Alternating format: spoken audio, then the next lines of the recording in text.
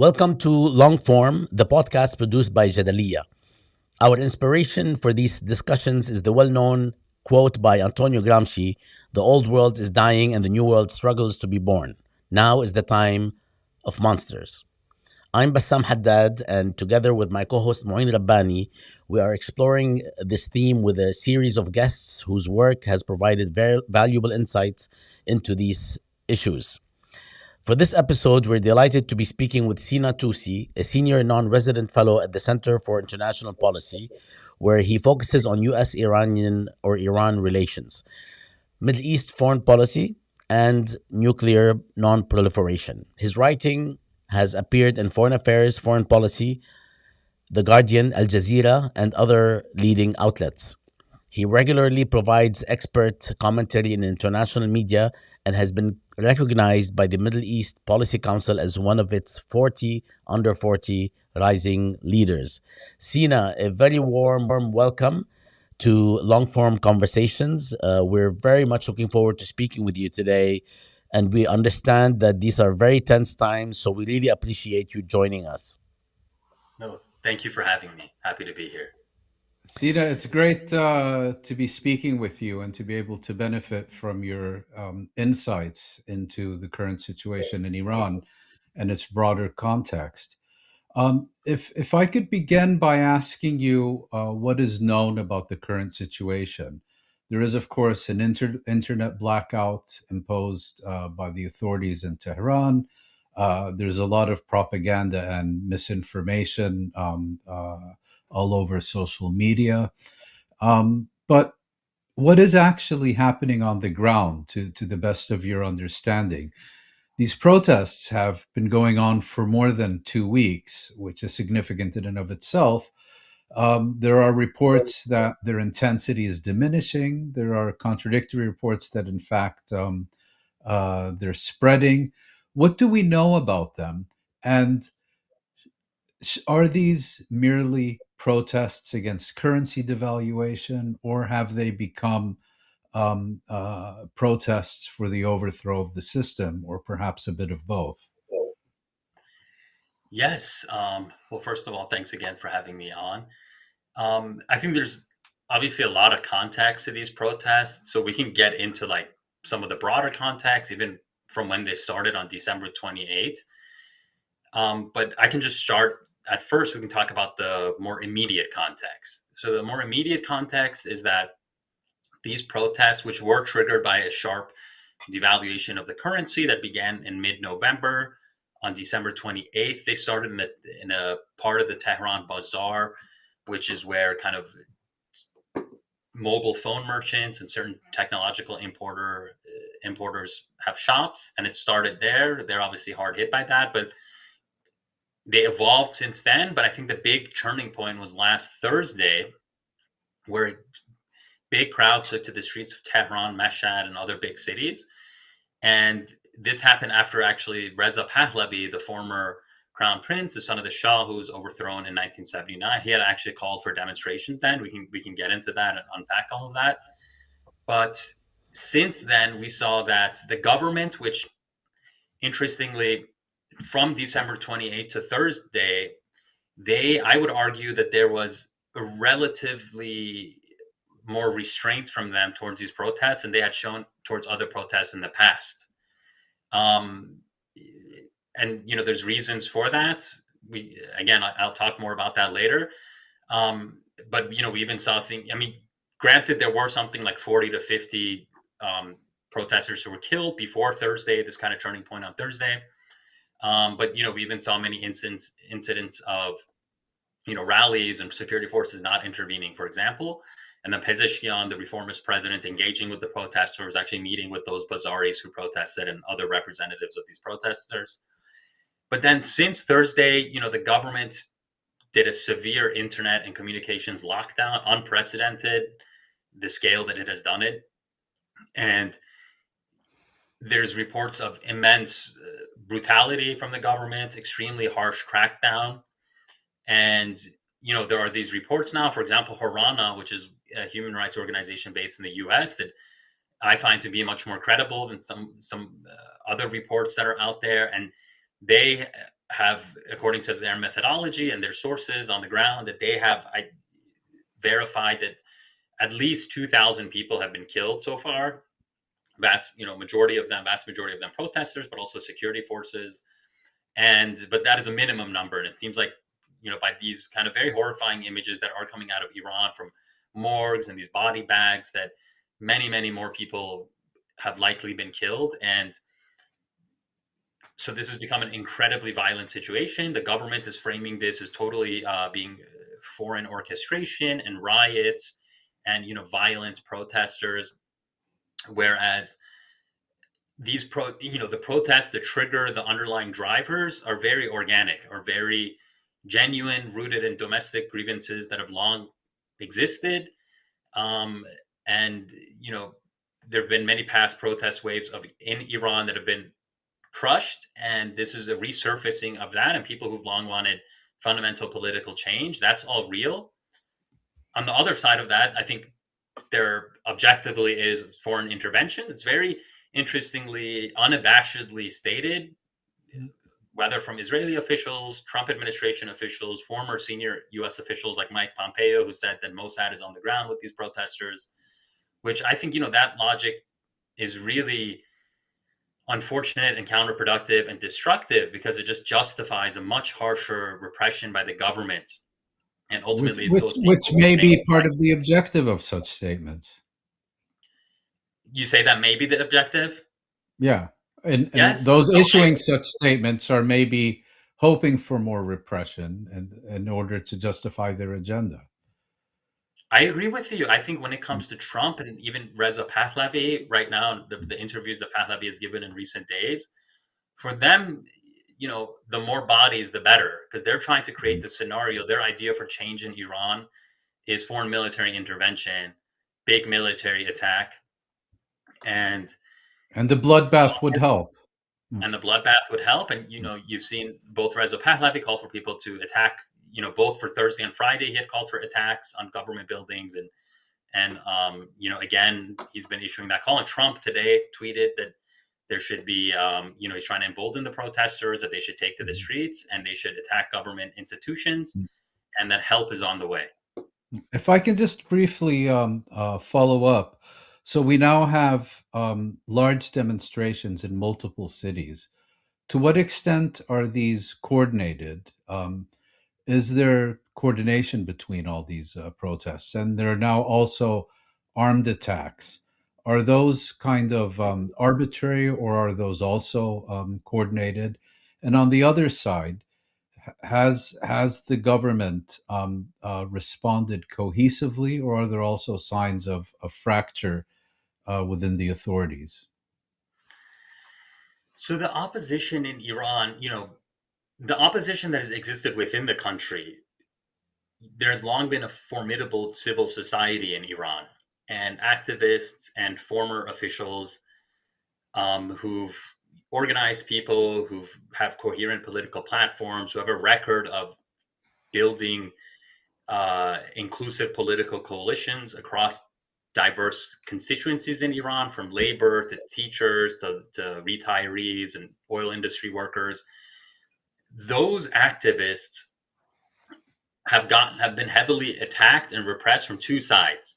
Both the Islamic Republic, which has put most of them in prison, people like Nargis Mohammadi or Mostafa Tajzadeh, former reformist government official, who are in prison, and a lot of the diaspora opposition, especially the monarchists, who I would argue have it's very obvious and clear to anyone who follows them and, this kind of Iranian opposition politics, is they have a very exclusionary politics, very much kind of, you're either with us or you're with the Islamic Republic. And they've spent just as much time, if not more time, attacking other opposition figures, especially in the past couple of years, than trying to build some kind of inclusive, broad movement that would be capable of peeling away the Islamic Republic's social support and spurring defections and creating a revolutionary movement. But these protests, I think they're really driven, and this is testament to them being organic, largely, and in their trigger, and in these working class people who took to the streets in all these kind of more rural places in Iran, in the provinces, where the overall context is one of very bad economic deterioration, largely due to U.S. sanctions. And people just can't afford to make a living anymore. And so, with the currency depreciating, with inflation, going shooting through the roof, it's over 40%, close to 50% higher for a lot of key staples and food and whatnot. That you saw that no, these protests were not organized, but people out of anger, out of genuine grievance, out of kind of having no other choice, took to the streets in many of these places. Again, more up until December 28th, it was more in certain provinces, kind of more rural areas, both working class and this new constituency in Iran, or growing constituency, I should say, that is kind of former middle class that is now impoverished. So you've had, as a result of U.S. sanctions that were really reimposed in a harsh manner in 2018, something like 10 million more Iranians have fallen from the middle class to poverty. And so, these are people who maybe have they have the political aspirations and tastes and desires of a kind of middle class constituency, which is widely, obviously, in academic literature viewed as a key ingredient for democratization or political organization. And so I think what you're seeing is a lot of those people just taking to the streets. But in terms of organization, on the ground, there's not much evidence of organization in at least some of these major cities, with the exception of in kind of Western Iran, where the Kurds are at. The Kurds are one of the most politically organized constituencies in Iran. They have a lot of, coherent groups and leadership, as do the Baluchis in southeastern Iran near Pakistan. And so we can get into how they've approached this protest movement, which in short, they do not like Pahlavi, for example. But then, as these protests have continued, I think, Reza Pahlavi has really been trying to, again, as I said, especially in recent years, dominate the Iranian opposition, portray himself as the leader in a very kind of hegemonic, zero-sum way. And monarch in waiting. Yeah, the monarch in waiting, and and his supporters. I can get more into this later, but they've been heavily. I mean, the monarchist movement has been heavily supported by media platforms that have budgets in the hundreds of millions of dollars. For example, Iran International, this very sketchy outlet based in London that, according to publicly released documents about its finances, from 2018 to, I believe, 2022, it lost $500 million. Not even how much it cost, that's how much it lost. So imagine how much money has been thrown into this outlet. That's, basically 100% pro Reza Pahlavi, amplifying him all the time. Manoto, another outlet. We've had reports of, a lot of social media manipulation in favor of Reza Pahlavi, including from University of Toronto's Citizen Lab, from the Israeli liberal newspaper Haaretz. Exposing the networks. Yeah. Which none of that is to say he doesn't have genuine support on the ground.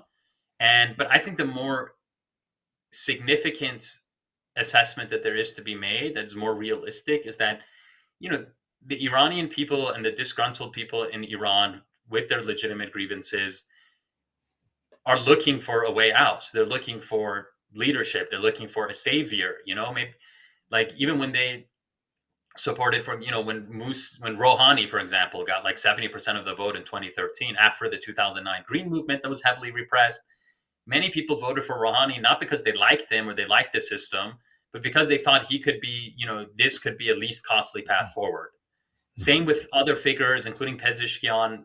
Many people voted for him not because they liked him, but because they thought he could provide a way forward. And now Pahlavi, with this big media apparatus, support of, ostensibly external powers, the United States, Israel. There are many Iranians who are just looking for a way out and think, okay, if we can get it for this guy, then, we support him. But is that a durable support? Is that a support that is going to build organization and a movement in Iran that is insular, that can attract the critical mass of Iranians?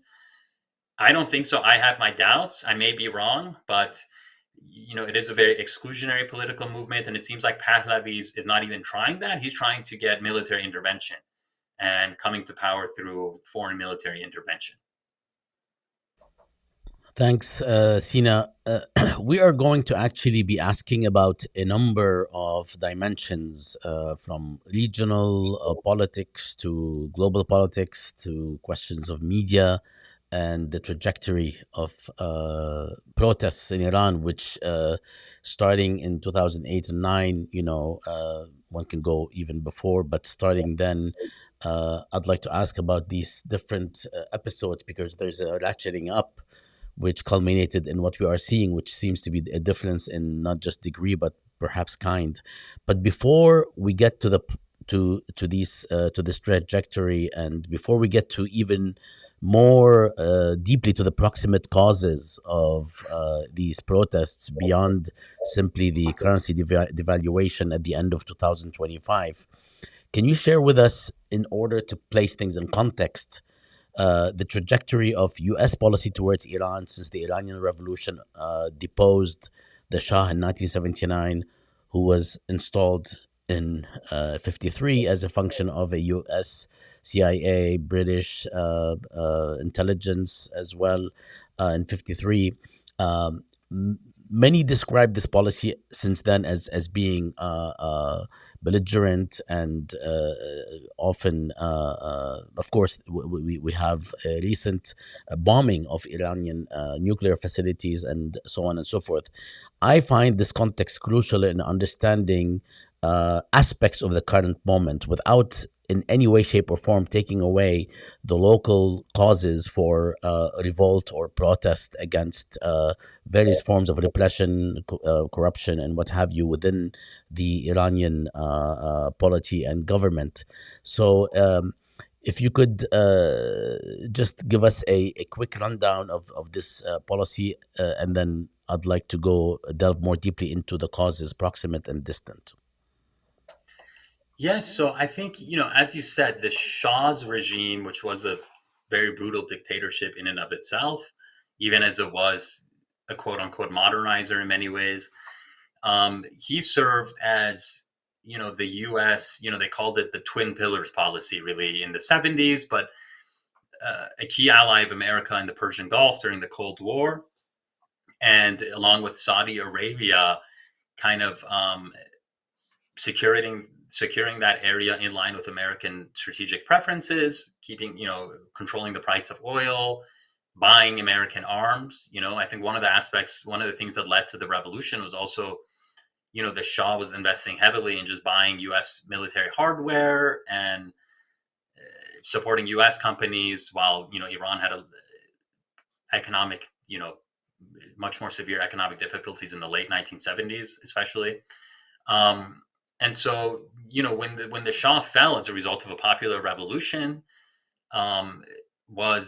this was a major strategic blow to the U.S. It just lost one of its key allies in one of the most strategic parts of the world, in the Persian Gulf, but in its place came not kind of what strategically necessarily would have been the worst case scenario for the U.S., which would have been kind of a more Soviet aligned state. It was this Shia Islamist kind of political creation of the Ayatollah Khomeini, and these ideas that kind of blended Western republicanism with kind of these traditional Shia theologies and kind of Khomeini's ideas of kind of clerical leadership or jurisprudence, which go back to the Shia history and the imamate and whatnot.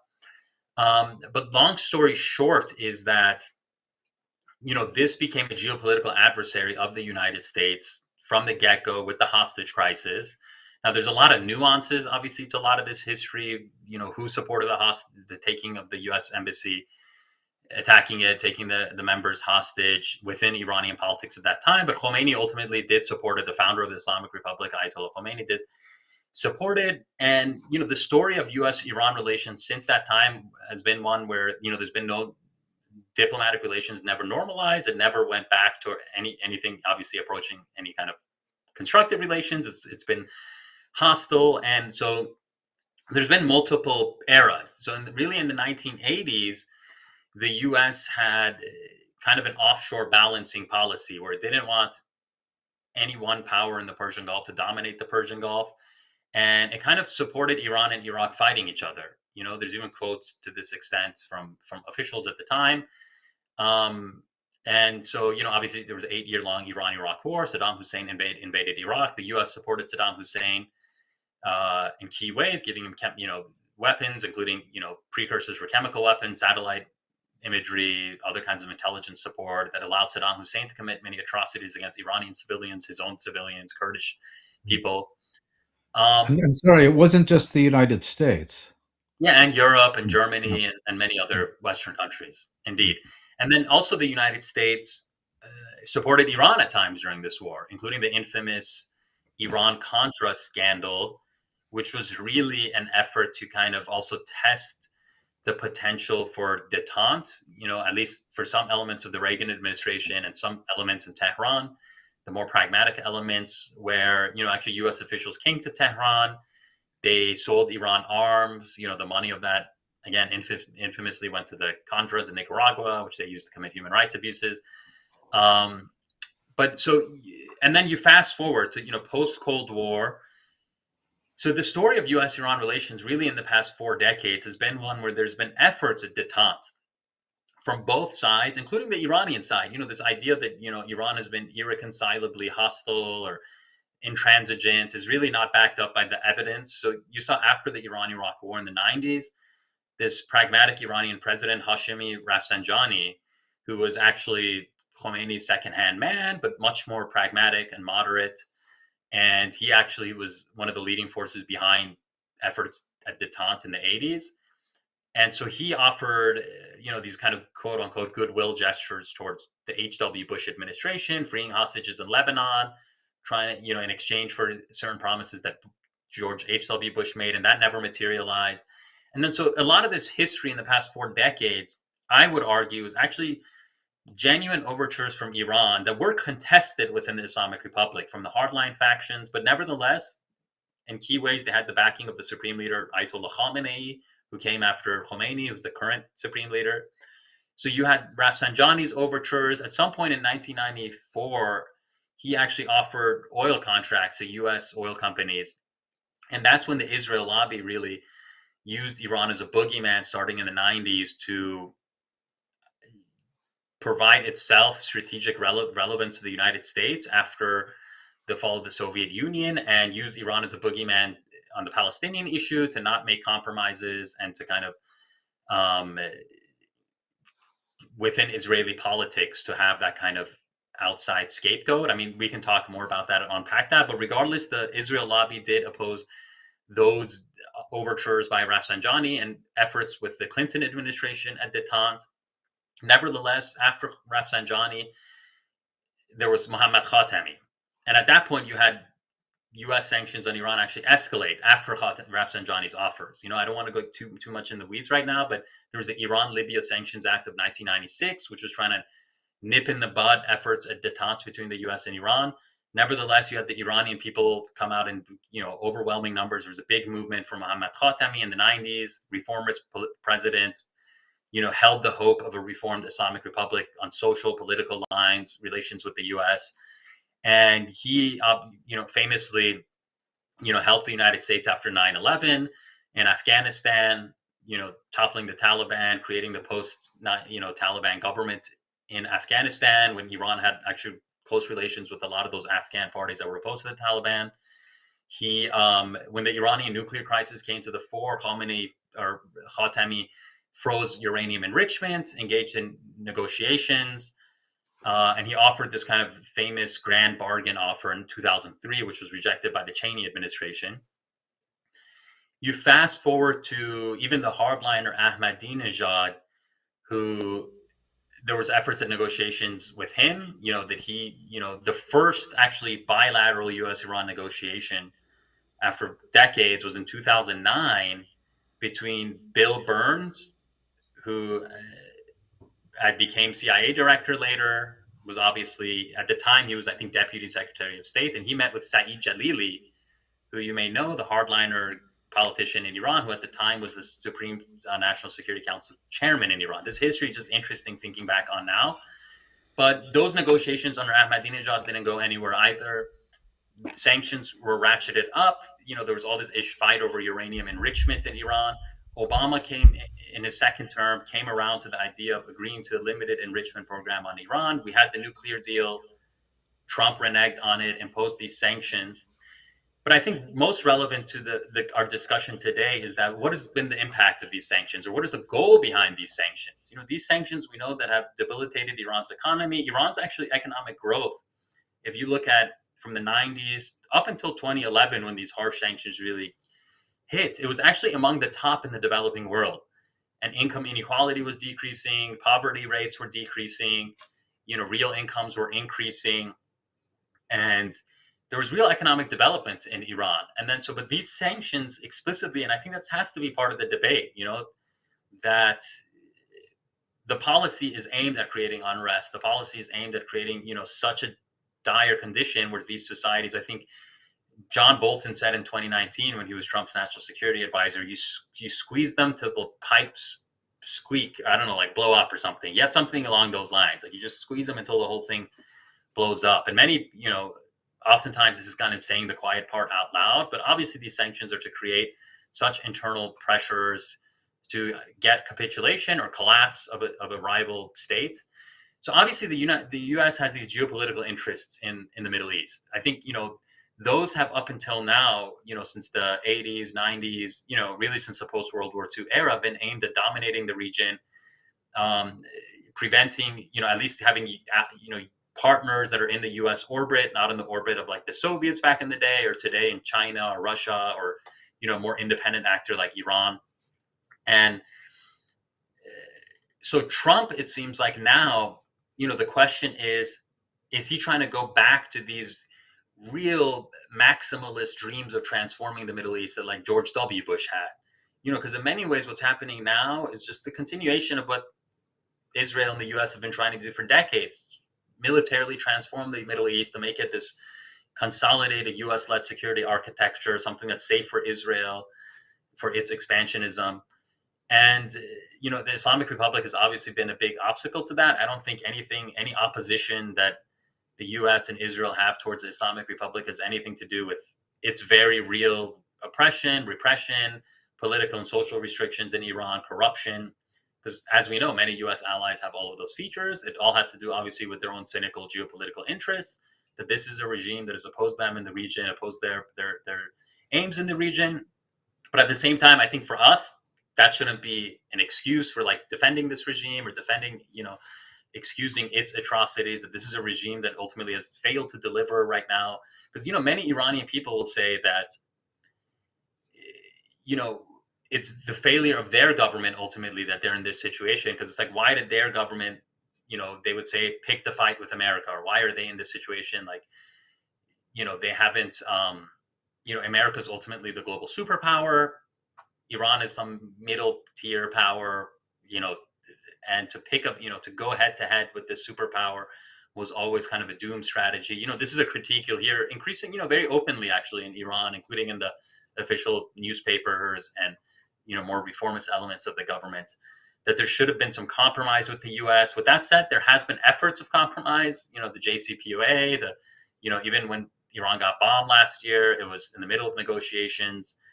But the idea is that, ultimately Iran's economy cannot develop or get to stronger, stable footing until it comes out from under these sanctions. So I think that shapes a lot of these views amongst many in Iran and in the current geopolitical situation. But I think there's no illusions about it. Like the U.S. and Israel are seeking their own geopolitical, selfish, obviously, goals. And, the Iranian people are just a tool towards that end. If they're useful, they will use them. If not, like the Palestinians or other people, they're happy to, see them weakened, destroyed, genocided. Sina, we are going to get to this confluence of external and internal pressures, which actually is something that we witnessed in the case of Syria, and I know that discussion might take about a week. So we will leave it until later and kind of like encapsulate it a bit. But as I suggested earlier, I'd like you to help us go through the trajectory of protests from 2008-9 all the way to the second decade of the 21st century, 2017, and then the significant protest 2019-20, and then of course the 2022 protest and recently, and how if you can tell us a little bit, because those of us who are watching from afar don't have an appreciation of how we got here exactly. We see things today on the streets that we haven't seen before, and I follow Iran closely, especially, well, from outside, from an outside in perspective. But if you can tell us from an inside out perspective, the grievances on the one hand and how they have multiplied, and how the economic crisis has deepened, all the while with the continuation of an authoritarian rule. I mean, however people want to describe it, it is what it is. And then, of course, with the lessening of some quote unquote rules regarding the veil and so on after 2022, but beyond that, there is a continuation of a deepening of a crisis. So, can you tell us a little bit about that trajectory of protests and how these protests have helped people basically network, organize, and so on? And that's even before we begin talking about any external meddling. Just like in the Syrian case, it's really insulting for people to just assume that this is externally motivated, as if people have zero reason to act within these countries if there were no external meddling. Of course, the meddling is beyond cynical and usually can take something from a domestic affair to something much worse and much deeper and much more regional and beyond. Absolutely. But before we get to that, if you can tell us about the trajectory of protests and how we have gotten here to this recent flare up. And if I could Or just more. add a brief point, you've spoken very powerfully about sanctions, their purpose and their impact and their objective. And then you also have people who say, yes, that's all correct.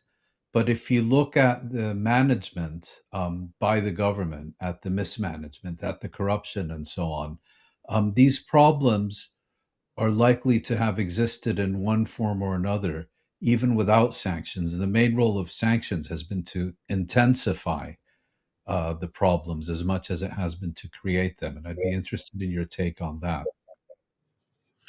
Yes, sure. I'll try to get to both of those. Bassam, to your point, I think it helps to just go back to like what is the Islamic Republic and its origin, its political philosophy. That it was and has been a very radical political project and very exclusionary, where it's kind of a state where of the Shia by the Shia since its inception, according to these kind of heterodox political and religious ideas that were at the time gained prominence through Khomeini and others. And so this is a state that even as a blended kind of certain Republican elements and kind of elected branches, even with constraints of like vetted candidates, but competitive elections with kind of these theocratic bodies, it took what was a very and is a very diverse Iranian society, across political, religious, secular, leftist, rightist, I don't know, and it forced conformity, uniformity, not giving people a political say of their opinions. It's only within the framework of this kind of Shia heterodox political project. So, people who are allowed to run for parliament, people who are allowed to, really be active in an official way. And so that just excluded a lot of people. So from the beginning, I would say, obviously, they came to power from a revolutionary movement that was very popular. And they had, they came to power with that popular legitimacy. And I think by and large, probably if you look at a graph of like the public legitimacy of the Islamic Republic, it's kind of been on a downward incline since its inception. Obviously, there's probably moments of going up and down and, stabilizing. But in general, especially in the past 10 years, it's really gone down. But, at the root of it is exclusionary politics that is not reflective of the broad spectrum of Iranian society, which is pluralistic, which is kind of a rich culture that is not necessarily a huge part of it has never been in tune with kind of rigid religious dogma, which, the Islamic Republic at its base has been kind of really enforcing on people and, social regulations and restrictions. And then so that is obviously one big part of this puzzle and this, informing the kind of dissent in Iran. Another is these social restrictions themselves, and where, especially because, Iran had a big population boom after the Iran-Iraq war. Its population has more than doubled, and now it's decreasing, or it's kind of, they have problems with their population growth now. But for the longest time, they had a population boom that has resulted in all these young people in the past 20 years, 20, 30 years that, with the rise of the internet and kind of globalization and all of this stuff, they feel left out, that they feel, they don't have access. They never have had good access to the internet. It's heavily censored. They have to use VPNs. Their value of their currency is never been good. It's only gotten much, much worse, but, limiting international travel, limiting their ability to kind of partake in a globalized world.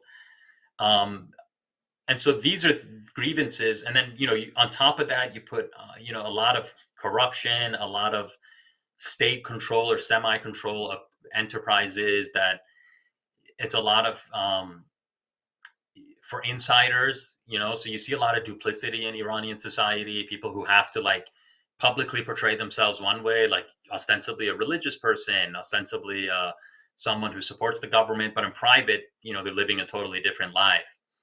So, yeah, ultimately a kind of classic authoritarian system in many ways, although not as I would, historically, or at least the trajectory in some of these years. Again, there's been some, competitive elections. The domestic atmosphere in terms of kind of restrictions on the press and certain cultural things has waxed and waned. So like under Khatami, it was more open. Under Ahmadinejad, it kind of was restricted. Under Pezeshkian, last fall, for example, was more open in many ways.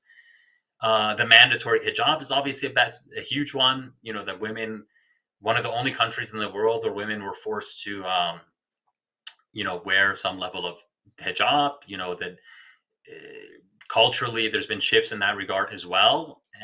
But they had to fight to get out of that ultimately with I think the 2022 Women Life Freedom movement, although it was crushed as well. Like one of the outcomes of that has been that the government, it was untenable to try to enforce the mandatory hijab. Pezeshkian ran on a platform of not enforcing it.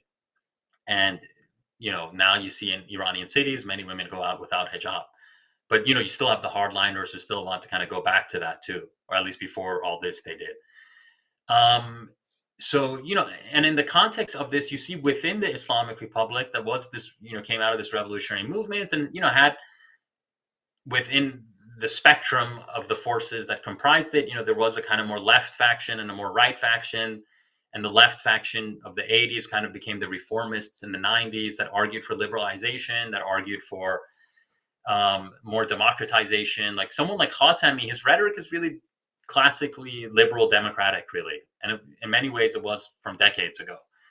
But he was restricted, the reforms that he wanted to implement, or the more reformist elements that wanted to implement to get rid of, the Guardian Council, for example, which vets candidates running for office, and it's kind of a hard line filter, and really challenging some of the even velayat faqih ultimately, like in between lines. That's what it was largely about too. And so, they met setbacks, I think, both internally and externally, the reformists in Iran. Like the tragedy of reform in Iran is not just hitting obstacles domestically, but also, being spurned by outside pressure and their efforts at détente not being reciprocated and then being discredited. And so that happened to Khatami, that happened to Rouhani, that's happened to Pezeshkian, arguably. And within the context of that, you just, domestic discontent has grown. And as the economic situation has deteriorated, we went from something like, Iranian civil society activists within the country supporting Khatami, supporting Mir Hossein Mousavi, the reformist candidate in 2009. 2009, the Green Movement protests, which were the first nationwide protest movement since the revolution. That was about a contested election. And the main demand was like, where is my vote? And you had at one point, according to some officials, 3 million people who came out of Tehran in a silent demonstration. We could say maybe that's exaggerated, but, at least 1 million, I would say, or in the hundreds of, high hundreds of thousands. And so the Green Movement continued until about 2011, on and off, when Mousavi was put under house arrest. But with that said, you've still seen efforts. You still see this critical mass of Iranians, the kind of middle of society that prefers low cost solutions, change. They don't like this status quo. They want a more more effective system, a system that can deliver economic rights to them, social rights to them, political rights to them. But they're also wary of instability and destructive change. I think that's been a story of modern Iran. And so you've seen that they've been hesitant to really join street protests. And I think that's changed. More and more are like with these protests, more and more people are joining, but it still doesn't seem to me like that middle of society that is very wary of instability has been willing to take to the streets despite all their grievances. And even now, the government has rallied its base. It still has a social base. That's another thing to understand about modern Iran, that it is a polarized society. That, especially, I follow Iranian media a lot and what people within the country say, and sociologists to observe social trends and surveys and whatnot. And increasingly, the story of modern Iran, just like many other societies, is a story of polarization fueled by everything from social media to various political developments. And so the government's base is probably getting more angry and more hardline in many ways. And you can see they had sizable crowds out yesterday, for example. And their narrative of this total being foreign orchestrated, that these are rioters, they're killing our people or killing security officers. And just watching some of those videos, those people seem very angry as well. And on the other hand, you have the opposition forces, people who are very diehard opponents of the society, the government, are very more angry than ever, as you can see with the brutality of the crackdown. That's just going to grow more polarized. And then the middle of society, I would argue, is also deeply discontent, and they don't like the political status quo. But I think for them, it's just the cost benefit of taking to the streets versus staying at home. Fear of instability. Fear of instability. Mouin, could you ask your question? I'm not sure if please go ahead. What was your question again, Mouin? I forgot what it was.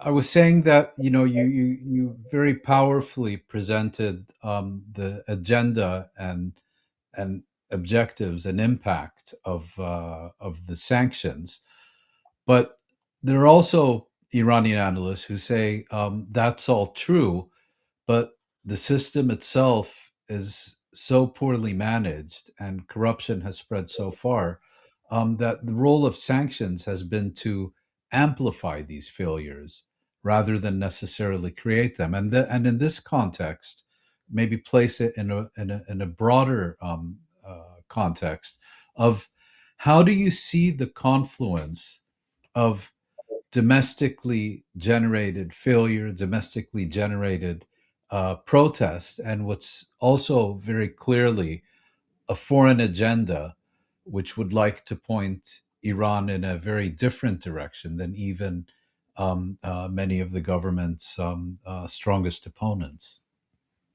And to use just in case, because we're running out of time, to use like more straightforward language, the insane imperial trajectory that the United States has been on, and we might call it actually extremely clumsy, along with the genocidal drive that we witness by Israel. One can easily, and some people have done it, have basically ascribed everything to those factors. Others have ascribed almost everything to domestic factors. So we're looking to you to actually bring some sanity and analytical sobriety to how do we balance those two sets of factors. In one sentence or less, please. Yes. I wish. Well, first of all, I'll just preface by saying I'm obviously not an economist, and there's actually I will recommend some other people who can, because a lot of this stuff we actually have pretty strong economic data and indicators for. Like if we're trying to determine this scenario of the impact of sanctions on Iran and how that impacts the prospects for political change, we can see that, Iran's economy was, across multiple economic indicators, was growing, up until 2011 and 2012 at pretty strong levels, like respectable levels at a global level. The middle class was growing. And then, the sanctions had a really just objective impact, So there's a great book called How Sanctions Work it's got multiple authors. Javad Saleh Esfahani is an economist at Virginia Tech. Highly recommend his work. Esfandiar Batmangilij at Bourse and Bazaar. There's several authors on that book. But in short, there's a counterfactual scenario being, if, for example, let's say the JCPOA held, and Iran got the promised sanctions relief of that deal, what impact would that have had on Iran's political trajectory? There was a hope, for example, that it would have bolstered these kind of more moderates and reformists within the Iranian government. There would have been economic growth, and maybe that could have actually led to positive political change. Like, Iran is a society that, at the end of the day, I think, in terms of its civil society and the history of democratic struggle in Iran, which goes back to over 100 years ago, like the constitutional revolution in the early 1900s, which actually preceded a lot of similar movements in Europe, that, Iran, with a stronger middle class, stronger civil society that could have emerged as a result of sanctions relief, economic growth, it could have actually moved towards kind of peaceful democratic change. Obviously, we can't say for sure. It could have gone the China model, where it would have developed, but, maintained this kind of authoritarian structure. But regardless, I think one thing we can say objectively is that sanctions have had a very debilitating economic effect, that even beyond the effect of mismanagement, domestic incompetencies, which is real. And so I would say it's kind of, it's intensifying those effects, but even beyond intensifying those effects, it's kind of preventing the importation of medicine, preventing, hard currency from coming to the country, all kinds of effects where it's just, impoverishing the people, shrinking the middle class. You can see these data points very clearly from when sanctions came to the decline of the Iranian middle class. And ultimately, what a lot of the academic literature, to my understanding, says that these kind of sanctions regime, they are actually not conducive to democratic change. They can create a more destructive internal environment. They actually lead to authoritarian regimes doubling down, consolidating resources, which you've seen in Iran. Things like the IRGC, the Islamic Revolutionary Guard Corps, basically running like 30 to 40% of the Iranian economy. They're one of the main institutions that are able to circumvent sanctions. So they've just gotten more resources. Obviously, the government is trying to keep a lot of the government sectors happy, so even in the budget, for example, the Pezeshkian has been trying to push through in the past couple months. Government employees are always getting a pretty hefty raise in line with inflation. They try to make it higher than inflation. And when you go to the security institutions, military institutions, IRGC, I'm sure they're kind of hoarding more resources to keep their people happy. So basically, sanctions regimes like this, they may create more destructive situations, make the poor poorer, make the middle class poorer, result in basically bread riots, desperation riots. This is, in many places you can look up that, these kind of developments have happened. But if we're talking about, what does the literature tell us about building a broad enough social movement that is necessary to actually change a political system of a country or change things in a more positive direction? You need, economic strength helps that. A stronger middle class helps that. Connections with the outside world as opposed to isolation help that. And I think, that is all a strong part of what's happening in Iran today, that this is a society that has been under severe economic sanctions since 2018. It only got about 2 years of not that meaningful sanctions relief with the JCPOA, because, there was always that companies were still averse to coming to Iran because of the threat of Trump coming to power. And, he was saying he was going to tear up the deal, which he did. And so, yeah, I think in short that these kind of economic pressures and military intervention, which is now being, seems potentially imminent. I don't think the record, the historical record in the Middle East, across the world, the consensus among scholars supports that this is a pathway to kind of democratic change, or at least, in the positive change, economic development, that this could lead to far more instability. And I think that's been the goal of this pressure. Obviously, the U.S. has never, unfortunately, prioritized that kind of change, and they prioritize their own geopolitical interests, which have been, curtailing Iran's nuclear program, its missile program, its support for Hamas, Hezbollah, the Houthis. And that's what Trump continues to want now. And he may still be seeking a deal along those lines. He's saying something different every day. But unfortunately, when we're talking about these humanitarian issues, democracy, democratic change, that's not really what the policies were ever geared for. I think that's a very persuasive explanation, that sanctions are really the cornerstone of the economic crisis, and that perhaps all the failures of the Iranian government's economic policies would have been much more manageable without them, and probably wouldn't have led to the disruption and to the discontent that we're seeing. That was a key objective of the sanctions. And on that note, and we still have a whole laundry list of questions, but looking at the time, I would like to ask your prognosis. On the one hand, you have what thus far appears to be a cohesive authoritarian regime, and a less coordinated but quite broad opposition, and the government itself, of course, also has a social base and a popular base. People keep asking, will the Islamic Republic survive or fall? But there are also other scenarios that have been put forward. People have talked about Bonapartism, where you might get a strong man taking control of the existing system, but perhaps pushing it in a different direction. I realize we're in the midst of these events, but what is your prognosis if things continue on their current path?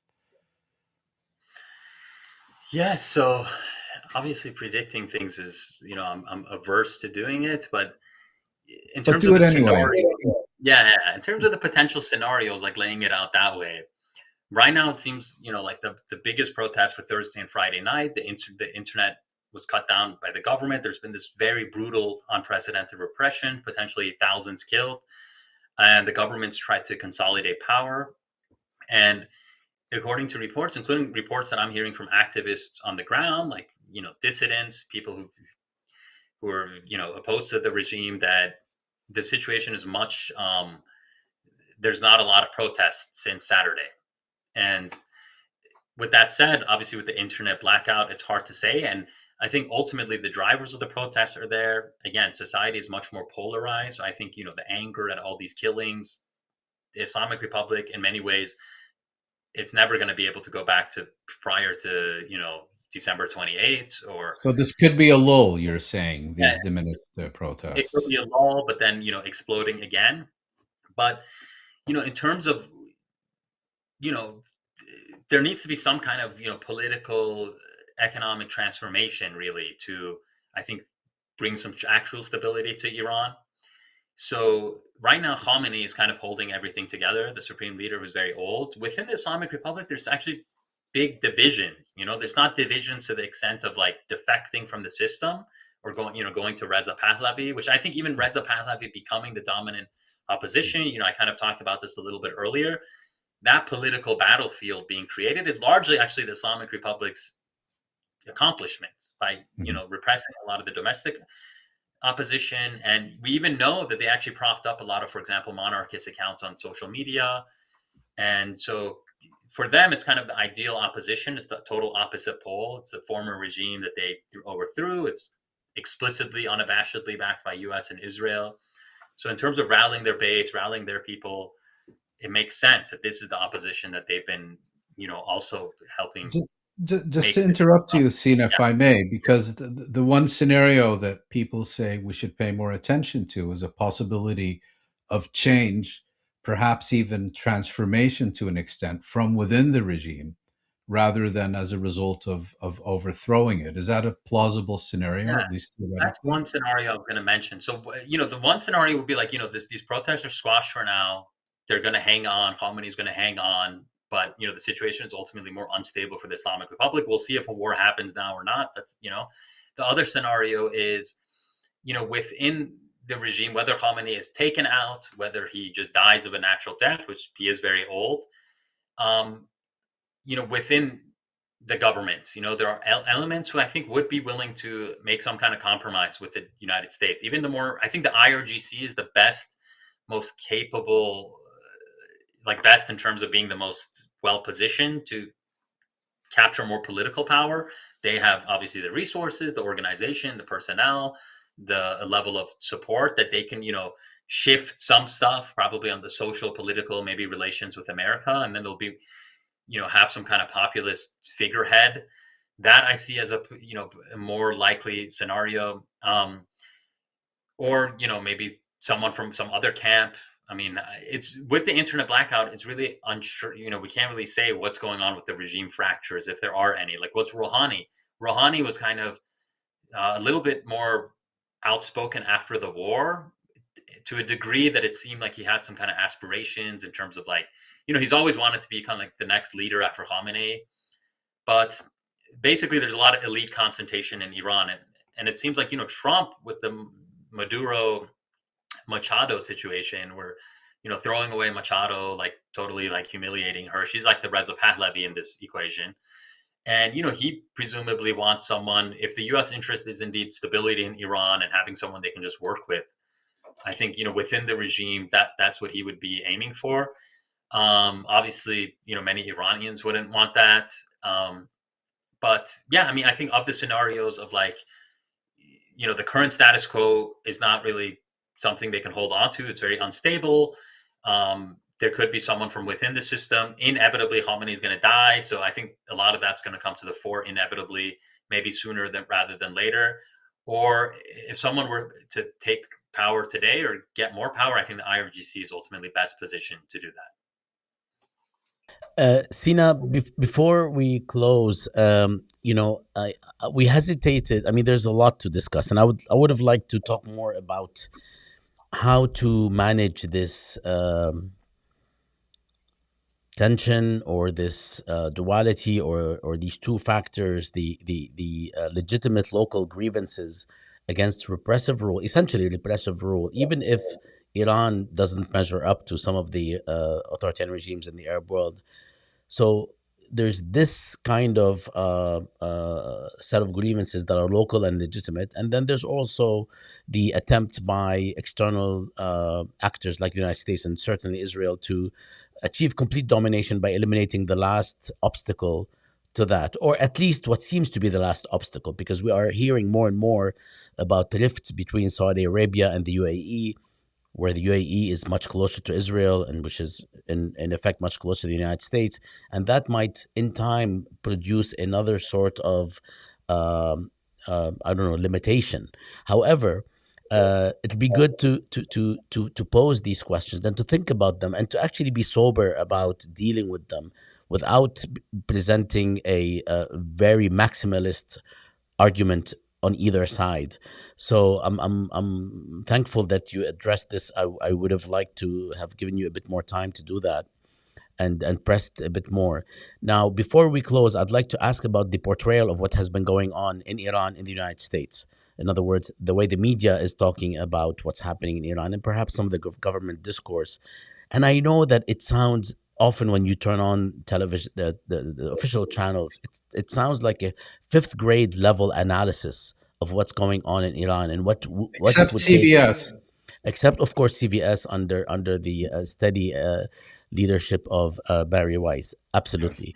But beyond that, it's almost laughable. It's it's really sad that in case of an attack that might have some success, public opinion is going to shift, just like it shifted after Maduro was captured from earlier, before the invasion or before the operation. A large percentage of Americans opposed any action in Venezuela. And then after, as a result of the actual capture with minimal casualties to American soldiers, but almost 100 or over 100 Venezuelans killed, the polls show that, hey, this was actually a good thing. In all cases, um, can you tell us a bit more about how you see this sort of portrayal, especially in light of the very different reaction of Iranian public opinion, or the Iranian public, to the 12-day war that Israel started by bombing Iran, whereby there was some sort of a congruence between people and government, uh, and what's happening right now. I mean, how can we introduce sort of why this is the case? Why is there a difference between where the public stood during those 12 days in late spring and what's happening right now, in light of the U.S. mainstream media's uh, infantile approach to what's happening? Yeah, so just in short, this is a lot to get to, and I would love to get to it, especially another time. I think this Absolutely. conversation, if you guys would have me, I would love to continue this. There's a lot more to discuss. Um, in short, yeah, I mean, the media portrayal is very obviously cartoonish generally, sadly, as our mainstream media often is, especially on matters of foreign policy, especially on matters of kind of geopolitical rivals of of America. We can never, we never have like strategic empathy, as some people call it, or not even empathy, just trying to understand from the opposing vantage point. It's kind of more cartoonish, good versus evil. Um, but with Iran, I mean, I think most pertinent to the reaction is oftentimes you have these kind of situations where there's all this kind of overwhelming angst and momentum generated for a military attack for like good reasons, humanitarian reasons. But then once that is accomplished, no one ever talks about it again. And those people are forgotten about. I think it was really crazy just to witness this in real time with Syria last year. Like, there's so many people, for example, in the pro-Israel kind of foreign policy blob in Washington, a lot of pro-Israel analysts at these hawkish think tanks who were, oh, Assad is gone, celebrating, which is absolutely, as we all should have. But then it's like, in this past year, with like Israel, conquering large parts of the country, destabilizing the country, even now, following Israeli media, it's kind of this surreal split screen where on one hand they're celebrating everything going on in Iran, on one hand they're totally demonizing al-Shara and trying to destroy that country and fragment it, and talking about supporting the Kurds, supporting the Druze, supporting the Alawites. They're trying to fragment the country. So I think Israel's interests in the region are really fragmentation along ethnic lines. It is obviously a small ethno-supremacist state that has expansionist aspirations and aims, and it makes logical sense for that state to want the other states in the region to be small, decentralized, fragmented along ethnic lines if it can get it, and they have maximalist goals. And I think with vis-a-vis Iran, they'll feign support for Pahlavi, or one day the Kurds, the Baluch, the Arabs. But I mean, ultimately, if they can get a destabilized situation in Iran, I think strategically that suits them very well. And we've seen this play out in other countries, and Libya is another famous example, infamous example, where I actually just recently came across, I was doing some digging today in the 2016 British Parliament report on Libya, and diving into the intervention there, and it was very critical, and it said it was all basically based on a lot of bad intelligence, poor understanding of the social dynamics in the country, and it made everything more destabilized. And so I'm worried that Iran can go in a similar direction. Sounds like Iraq. Yeah, and Iraq, and so many other examples. We don't lack examples. We're gonna have to revisit this. We know both you and us have a hard deadline now, but I, as you and I, Mouin, spoke right before we started, or at least two of us. I don't remember who did, but an intervention seems imminent. At least if you look at the signs. So in all cases, perhaps we can talk again and continue the conversation. I don't think this is going to end, even if there's no strike or intervention. Are there any last words? We're not going to say anything anymore. I'm not going to ask anything. No, Except to thank you for a brilliant conversation. Thank you so much. Really glad to be here. But I'll talk to Absolutely. you guys soon. Yeah. Take care and all power to you, Sina. Take care. Bye Salam. bye. Bye. Oh, well, A lot of food for thought. a lot of food for thought, but also a lot of things to continue speaking about. Yes. I'm glad Yes. we I mean, talked. And the big the sword hanging over Iran's head is the prospect of yet another war, and I think it's highly likely. And then the question becomes, will it go as planned by those who initiate it? I, yes, I don't think anything will go as planned because It of rarely does, well, the thing is except for that our podcast. I think it's a new level of how shall I say this in polite words? It's a new level of fuckery, imperial fuckery, which is something that we witnessed in Venezuela, and look at what's happening since then. Nothing. And then But let, Venezuela let's is a story that's far from over. exactly. But the whole idea was that this is actually the operation was supposed to lead to something, and nothing happened, and Yeah. it's far from over. But it's interesting how the story dropped off, and then Greenland emerged, and then now Iran. I really do think that the level of lack of accountability and I don't know how to Lawlessness. call it other than the words that I used. We're in a different era of what I have been calling clumsy imperialism, The notwithstanding time the of brutality. monsters, as Sorry. Gramsci said. The time of monsters, as Yeah, Gramsci said. yeah, but we have to qualify what kind of monster. I mean, it's a clumsy Orange monster. monsters. I don't think. Yeah, I mean, look at the people that were sitting to the right and to the left of Trump at that meeting with the oil executives. It was Mark Rubio and Hexeth, and then of course look at Trump, how he in the middle of the conversation got up and walked away, looking at the new ballroom. It's like it's almost an SNL skit, Saturday Night Live skit, and what's happening in Iran today, and the way it's being dealt with. Uh, we can't help but recognize the sort of cooperation and collaboration that's taking place between Israel and the United States in reference to what's happening in Iran. But then again, of course, we have to look at Iran, as we have been saying all along, and what's happening with the resentment that has been growing for a couple of decades now, if not, of course, more for some, but it's becoming more ubiquitous. And Yeah. the total lack of competence in terms of dealing with these problems. So when the Iranian government is speaking of external intervention, I don't deny that. You don't deny this. Anybody who's watching or just listening to Israeli news or American news They're proclaiming cannot it. deny that. But if that's what you know is going to happen, and you haven't taken any steps or significant steps, let's say, To shore up the home front.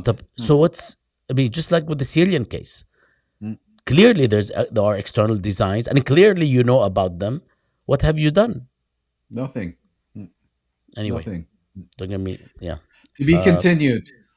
to be continued. Mouin, take care of yourself. You too, And Bassam.